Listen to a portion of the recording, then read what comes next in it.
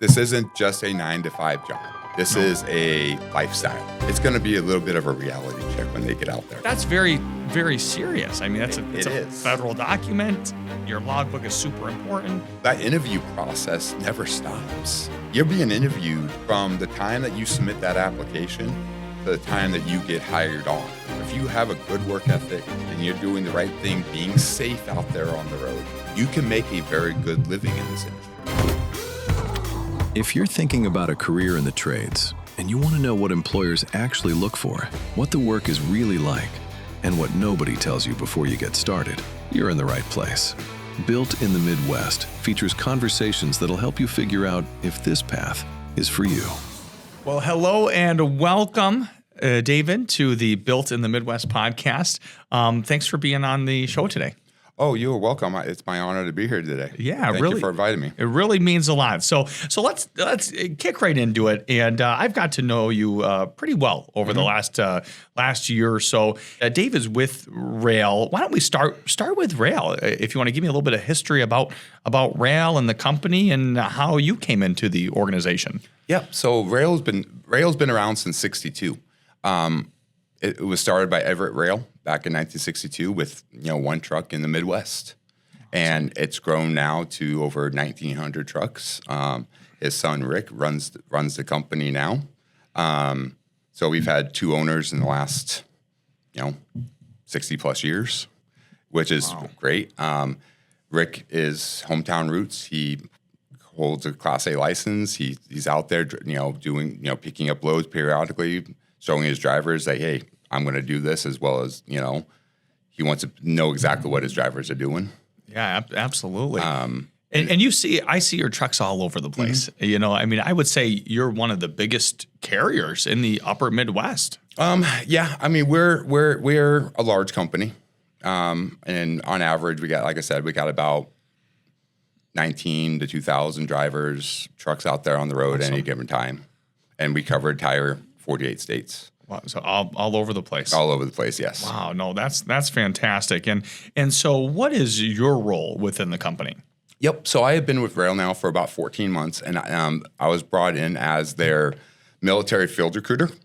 So my job is to I come to go to trucking schools. Excellent. And also to military bases and explain what Roehl has to offer for the CDL students that are currently in school. And so I cover the entire Midwest, and then I go out to military bases as well. Awesome. It seems like every time I'm talking to you, I'm on a flight going here, I'm on a plane going here. I mean, you're traveling all over the place. I travel a lot, but in a good way, because this is something I am very passionate about and I like to do. It goes back to my roots of growing, a little bit about my background, so a little bit about myself, and I can just jump into that if that's okay. Yeah, absolutely. So right out of high school, joined the military. I was joined Airborne infantry. I was with the 82nd Airborne for 5 years. Awesome. Did 3 deployments overseas, 1 to Afghanistan, 2 to Iraq. Wow. Then got detailed to become a recruiter. Actually realized, after about a year and a half in recruiting for the Army, realized I liked it. Realized it brought me more passion than being strictly infantry. Being able to see a young man or a woman come in, be able to help them, get them, onto a right path. They go basic training, job training, they come back, hey, come in, shake their hand, saying thank you. Brought more satisfaction. So I actually changed my job over from being infantry to a permanent recruiter. Permanent recruiter from then on. For the Army, yep. Okay, so awesome. I did recruiting for 10 years in the Army. And so then I got out of the Army. I retired back in March of 17. Awesome. I went working for another trucking company in my previous life. I was their lead military recruiter. I was with them for almost 8 years. So you kind of continued on in a similar role to what you were doing before. And this is something, clearly you can see your passion for what you do. Mm-hmm. So that's fantastic. And then I was with them for up until November of 24. And then, they had some downsizing, some cuts. I was part of it. And that's okay. It's life. It happens. Yep. One door closes, another one opens. Okay. And be honest, I'm very glad on the opportunity that Roehl has, because they brought me in as their military field recruiter. They've only had one other field recruiter for a while now. So they brought me in, and now I cover the entire Midwest area and some of the military bases. Yeah, fantastic. And who's better to talk to other veterans than a veteran? I mean, in all honesty. Correct. And it's one thing, there's several veterans that are instructors at the school, and they love being placed with other veterans because they can talk the lingo, and they know each other. They've been through similar experiences. Correct. So that's huge. And it's one thing, it's probably a really good fit for you because there is a ton of veterans that are in this career as well. Correct. Could you talk about that on maybe why this is a good fit for a lot of veterans? So truck driving as a whole, I would say, is a good fit. Veterans fit into it because you set yourself up with a rhythm on every day. You know exactly what you're doing, where you're going, all of that. You set your own schedule. A lot of companies, if they're a solo company like Roehl is, you're by yourself. You're not having to worry about team driving or another person in the truck. And a lot of your veterans, they do kind of want to be, they're a solo creature. Yeah, they're a solo creature. They don't want Big Brother putting their finger on them all the time. So, and with trucking, would you say trucking gives you a lot of autonomy where you're able to kind of make your own schedule? You're out there by yourself. You have the support, but at the end of the day, you're the one that's responsible. Yes, I would say you do have some autonomy to a point. Yep. Because you are going to get your load, you are going to get your trip planning in. You are going to know, hey, okay, well, I have 5 days to make it from point A to point B. Yep. And what happened? As long as you follow your trip planning and you're safe. You're gonna get there on time. Sure. And then what happens kind of in between there, that's kind of up to you. Up to you a little bit. As long as you're following the rules and doing Yeah. exactly what whichever company you're with, puts out there. Because every company is a little bit different. Yeah, absolutely. Absolutely. Now you go to, so military bases, CDL schools. What, if you don't mind me asking, what do you have better luck with as far as getting people to, be a part of your organization? So I would not say one's better than the other. Okay. Because honestly, they're not. It's two completely different. You're talking apples and oranges almost. Yep. Because you have, when I go to, say, when I go out to Fort Benning, for example, I was just out there last week. Everyone out there, they get pulled from different locations all across the United States. And Roehl is very unique on, we have Roehl.jobs where they're able to go in, plug in their zip codes, see what jobs they have available. Yep. And so depending on where they live, there might be some things that are what's available and what's not available. That's awesome. And so, but then coming to trucking schools, it's a targeted area. So when I pull up, when I'm talking to the students, this is what we have in your area, not what we have general area. Yep, absolutely. So, because I'm sure you guys have customer freight all over the country, Yes. everything else, but of course you have different areas that are going to be. There's more opportunities in those areas. Correct. Per se. Yes. So when you go to these schools on more of a general kind of standpoint, are you seeing more people getting into trucking, less people getting into trucking, and are you seeing more energy from students? What are you seeing at these schools? That's a very good question because my experience is depending on where you live. Yep. So if it's a bigger city, the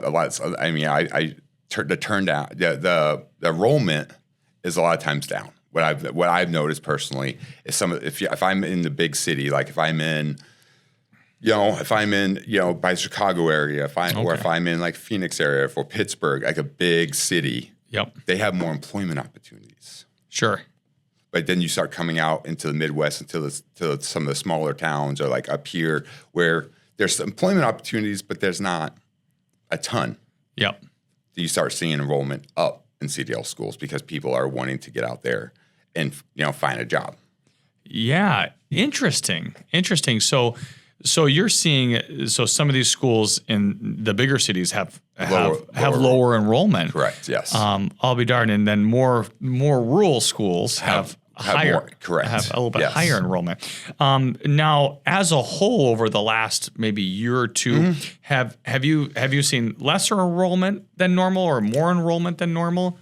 It comes in waves. Okay. It's kind of, so when I first started last year, in the beginning, there was almost every school had good enrollments, and then it come a holiday season, it kind of dips down a little bit, and then now we're starting to see more enrollments. So things start to pick back up again. Correct. And there is something about the winter time. Nobody wants to do anything in the winter time. And now that we have some sunshine again and some springs in the air and the snow's starting to melt, there is something about that. So I agree. I've noticed that too, where all of a sudden I'm like, okay, well maybe I can go outside and start, picking up the sticks out of my lawn and until you get 4 feet of snow, right? Yeah, exactly. Oh my God, that storm a few weeks ago was the worst I've ever seen. That's for sure. They're still cleaning it up in some places. Yes, you drive through town, there's still a lot of driveways that have not been cleaned up yet. Yep. So yeah, this really just depends on kind of the areas. Yeah, no, absolutely. So right now, looking at Roehl, and say I'm talking to, your, someone in their 20s or someone in their 30s that's thinking about trucking. What advice would you give to them on maybe an opportunity with you or just opportunity in trucking in general? So I will start that with any new person. If they're thinking about this organization, number one, or thinking about getting into this industry, I should say, is do their research. Do your research, because this isn't just a 9-to-5 job. This is a lifestyle. Yep. You need to talk things over with family, spouses. Expect to be out over the road for 11 to 14, like what we offer. And we even offer some weekly home time for recent graduates, but have that expectation of being out over the road. Also, don't expect to make, being top pay your first year. Yeah, absolutely. You need that experience under your belt, and I appreciate you kind of saying that. It's like, we're not going to paint this "it's all roses and rainbows" picture, because it's not. And the fact of the matter is that trucking is hard work. It is. And like you said, you're on the road 11 to 14 days. That's trucking, right? And when you have loads around the country, well, guess what?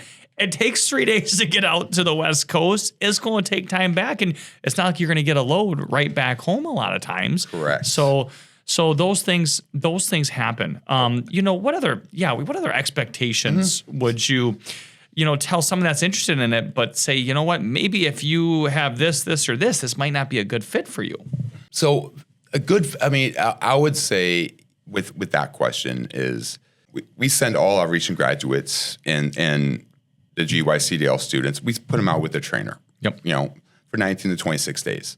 And regardless of where that person is going, if whatever company that they go to, it's going to be a little bit of a reality check when they get out there. Yep, absolutely. It's going to kind of hit them in the face. They're going to say like, oh, wait a minute, is this actually for me or not? If they can get over that hump, they're going to be successful. But it's that initial hurdle. It's that initial hurdle of, hey, is this actually for? Once they actually get out there and they actually see that, okay, hey, I'm a week in. I don't know if I can keep going. I don't know if this lifestyle is for me. But if they could push through that hurdle, they're going to be very successful. I'll be darned. No, there's always a little bit of a hurdle. It's a learning curve. Absolutely. It's a learning curve, and it's not easy. There's a sacrifice there to be able to do this. So, and you brought up something there that I liked, is that 19 to 35 days, whatever it was, for the say the finishing program, where people go through a truck driving school, get their Class A CDL, they have the endorsements, and they have as much training as they can, but you can only get through so much in a month. Correct. So what does that next month look like at a company like yours? So when we bring an individual on with Roehl, We will send them out with a trainer for 19 to 26 days. It is our safety and job skills training program. And this is where we are going to take their skills that they've learned in school. We're going to refine them, add to them, and then we want to expose them to as many things as possible during this time, because we are a solo company. Yeah, absolutely. And so, yeah, they're going to, they're going to be sitting they're going to drive, trainer's going to be in the passenger seat, and then the trainer might drive a little bit, but it's primarily going to be the student, the recent graduate, driving the entire time. But then at the end, we do want that driver to do 5 loads for us. Yeah, absolutely. The trainer's sitting in the passenger seat the entire time, and the student is doing everything. And that's kind of the culmination of almost graduation from our safety and job skills training program, of them being able to, do all your paperwork, do all your trip planning, do all your pre-trips, customers. That's all on the student. And maybe it takes more than 5. Yeah. But because we are a solo company, we want to make sure that they are proficient. It's almost like your final exam. Yeah, like, exactly. You know what? Yeah. Hey, yes. You went through truck driving, you got your CDL. You went through Roehl's finishing program, but now there's a final exam. The proof is in the pudding. Yeah. I want to see you deliver those loads. I want to see you be on time. Mm-hmm. Can you trip plan? Can you map read? Can you navigate safely? Can you work your ELD? What ELD are you guys on? What are you on? Samsara or Motive or PeopleNet or no big deal. I don't know. There's so many of them, and honestly, I see companies change them daily. Sometimes, there's like hundreds of them out there. But that's Omnitrex possibly. That's another one that's out there. I just don't know personally which one that. No, we it is, and the thing is, so at the school, there's a couple of them that the school uses to train drivers on, because essentially they're all the same. They all say that. I mean, they're all an electronic logging device, and they say the same information. Yep. But I imagine that's part of that. It is program too, is learning that ELD to make sure, because especially with violations on your CSA score, that's a big deal. That's a big deal, and any school, not just you guys, but any school across the country, they can't necessarily teach. ELD. It's hard because we're not driving 6 hours away where we can, put them on the logbook and all right, now we're going off duty, or now we're doing our pre-trips, so now we're going on duty, and then we're switching drivers all the time. So it would be hard. And so that is something that's just, we cover it in a very kind of general, brief way, but not into the detail. Kind of that broad. You guys, But that's very, very serious. I mean, it's a federal document. Your logbook is super important. So, and we know, regardless of where somebody lands after they graduate, it's only a matter of time before they are stopped for an inspection. Absolutely. And when they're stopped, they're going to ask for 3 things. Yeah. Let me see your license, your med card, and your e-logs. And exactly. And you better have them on you. Yep. So that's important. So be able to train that student, recent graduate, the proper way from day one. Yep. Is absolutely, it sets them up for success for their entire career. Absolutely. And that's what we here at Roehl, that's what we pride ourselves on, is being able to teach them from day one the proper way of doing everything from trip planning to load planning to e-logs to driving safe. Because we have something called the Safe 7. Yep. We have the railway, and within the railway, it's our Safe 7. Okay. That's slow down, stay back, know what's happening, yield to others, expect the unexpected, prepare to drive, reduce the risk. That's stuff that we teach our student, in orientation. Yeah, absolutely. And that's a mindset that we instill into our drivers. Yeah. And they could take that with them wherever they, The Safe 7, I like it. It's like, you see the different safety programs, but having that heuristic in the back of your mind. And it's like, all right. And it just reminds you to do those things. It reminds me of like a lot of trucks will have the goal sticker on because it's one of those things. You get into a place like, this seems a little tight, but we're going to try it. It's like, no, take a second, put on your flashers, pop your brakes, and take a walk around that truck and trailer to make sure there's no little mailboxes or those little concrete poles. That'll be a really bad day trying to get around, right? And especially now, it seems like they're not making docks bigger. They're making them smaller. It's like in tighter areas. And I would say they're making docks, they're making things smaller, but the technology now that's in the new trucks is better. I mean, think about the technology, with lane deviation, automatic headlights, rain sensor wipers that we have in our personal vehicles nowadays. If you go to a dealership, sit in a car, I mean, everything is electronic. Totally different than 10 years ago or 20 years ago. Yeah, exactly. It's crazy. But they're taking all that and they're putting those in the semis now. As they should, and it makes things safer, right? Yes. So a lot of your trucks, talk about that. What safety systems do you have in your trucks, or like cameras or anything like that? Yep. So we have a couple different things. So one I would say is that we switch out our trucks about every 3 years. Okay. We switch them out for a brand new truck. So you have a very new fleet that way. Yeah. Wow. And that's for a couple of reasons. One, maintenance. Two, everything stays up to date on the truck, warranties, all of that, Absolutely. That stuff. Trailers are 4 years. And so our trucks have, lane deviation, automatic headlights, rain sensor wipers, passenger side sensors. We have 2026 Freightliners, because all of our trucks, either Freightliners or Internationals. We do run a automatic fleet. Okay. Yep. And so like our 2026 Freightliners, we have some out there right now. They don't have side mirrors. They have cameras. They have cameras where the side mirrors are. And then there's screens. So inside, when you sit in the driver's seat over on the A-pillar, they have 2 screens. Really? Yep. A screen. And that's your mirror. But imagine that camera. So the camera shoots down the tire side of the tractor, and then at the down the tire side of the trailer as well. And it even encompasses a little bit of the back of the trailer. And when you're backing up, you have lines just like if you have in your car when you're backing up. And it also has infrared at night to help you see when you're backing up at night as well. No way. Yes. So that visibility, you have so much better visibility. So you can see the corners now of the back of your trailer behind the back of your trailer. So the only spot that really is a blind spot is directly right where the doors are, right behind the trailer. That's the only blind spot anymore.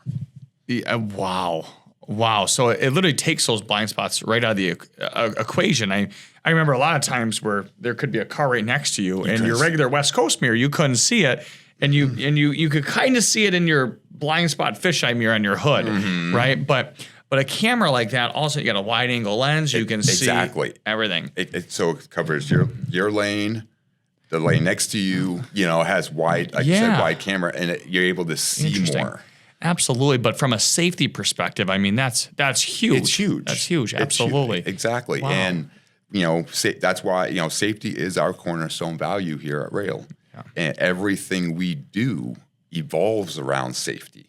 So we will never put one of our drivers in an unsafe situation. That's awesome. So if they're tired, if they're fatigued, pull over, stop.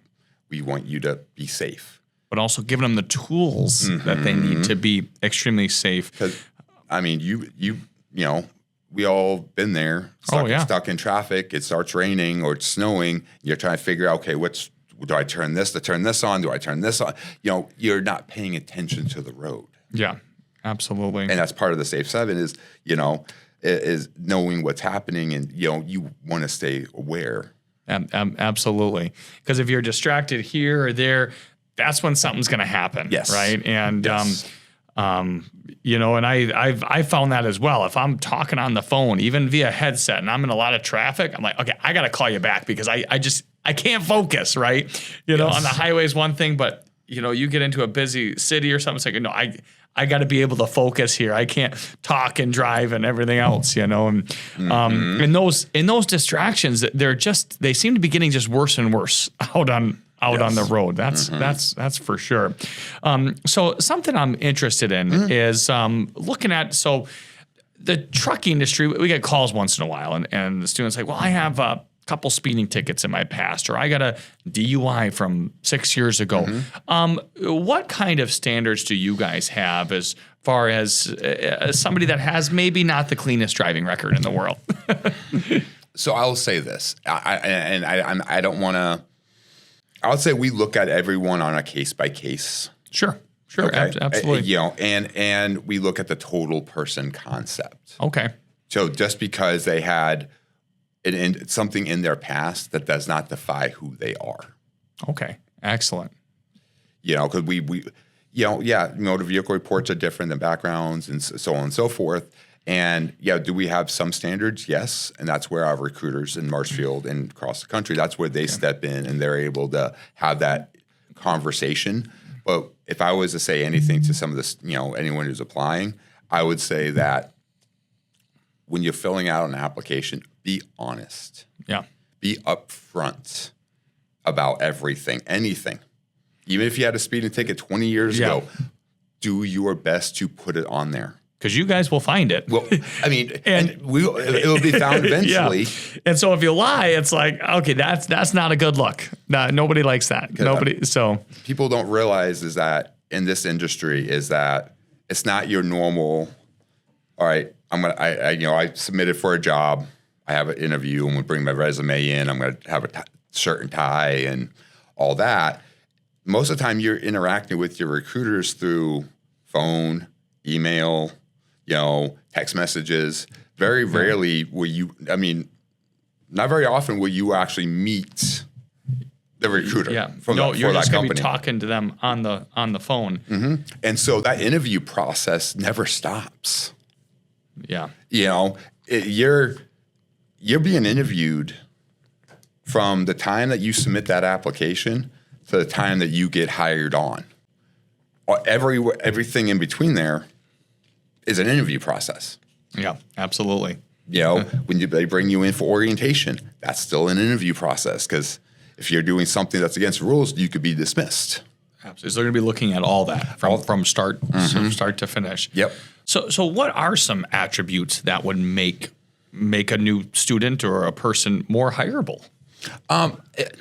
So I would say with that is being a sponge. Okay. Being open to learn. Because yes, they're going to have knowledge from their previous experiences and their life experiences. Then they're going to have what the school taught them.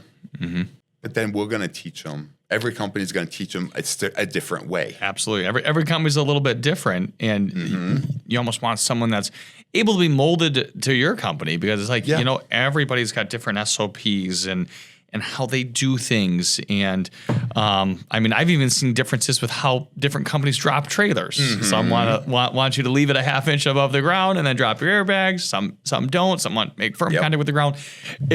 Every company's a little bit different. So I love that advice to new students, like be a sponge, and that there's more than one way to do something successfully. And don't think you are right because, especially as a new student, you're learning. Yeah. You're still new to the industry. And talk to people, ask questions. What do they say? The worst question is the question you never ask. Yeah, absolutely. Yeah, if you don't understand, ask the questions. I don't know a single company that's going to set a driver up to fail, especially in the beginning. Or the period, set them up for failure, period. Yep. But, it's the ones what I see is where, in my experience, has been the ones that don't necessarily ask the questions, or they think that they know everything, and then they get out there and like, I don't know it.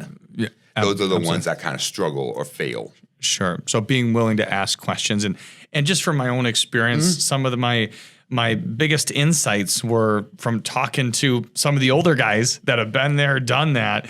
And I remember trying to get into places in Milwaukee or Chicago, and I call a guy that lived down there and trucked down there for a long time. So, oh yeah, that's easy. Just do this, do that. And I'm like, easy for you, But yeah, talk to someone that's done it before. Yeah, talk to someone that's done it before, and you don't need to. It's still not going to be easy for you, but it's going to make it a lot easier. And that's where we take with our safety and job skills training program, where we have that trainer with our student, that's why we want to expose them to as many things, so that way they can kind of get some of that knowledge. Yeah, absolutely. No, I love that. Something I'm thinking about is, we talk to a lot of people that are on the fence about getting a CDL. Yeah. Where they're like, I don't know, and I don't know what I want to do, and they're just kind of going back and forth, but I'm stuck in this dead-end job, and I'm working at, not to make fun of McDonald's or Walmart, you know what I mean? But I'm stuck making minimum wage over here, and I'm working weekends and in the middle of the night and blah, blah, blah. What would be your advice to that person? So, and I would go back to kind of what we were talking about earlier, is do your research, because this is a lifestyle. Okay, it's not the 9 to 5. It's not the hey, I'm home every weekend, or I'm going to sleep in my own bed every night. It's not. No. But if they have the work ethic and they're willing to put in the work in the beginning, it will pay off for them in the future.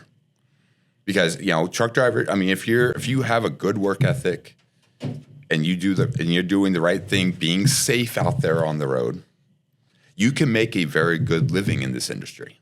Absolutely. So I think that's important for them to realize, is like, you can make a great living and great benefits and everything else. But it's not going to be handed to you. No. And it's not going to. It's not going to come immediately. No. And if you look at any other type of apprentice or some of the other jobs, hey, you gotta work up to certain pay. You got to work up to certain things. Absolutely. What job don't you? Right. I think that's a part of it, and kind of those realistic expectations that you're going to have to sacrifice a little bit. This isn't easy, but the reward is there. Yeah. And so, you know what? The more effort you put in, the chances are the more money you're going to end up making because of it. It's after 6 months, a year in, if you've been following everything that your company or Roehl, has put out there, and you're driving safe, and you're going to make, and you're pick up and delivering on time, because that's, a lot of people don't realize that's kind of a key indicator for a lot of companies. Super important. Absolutely. And unfortunately, if you keep delivering loads late or picking up loads late, is that necessarily is your fleet manager going to keep giving you loads if they know that or if they're going to keep giving you loads that have lots of miles or things like that? Absolutely. Because wouldn't that be the same as showing up to work late? Or sleeping in a couple hours, right? I mean, let's be honest. It's like we all have a time we got to come to work and be to work.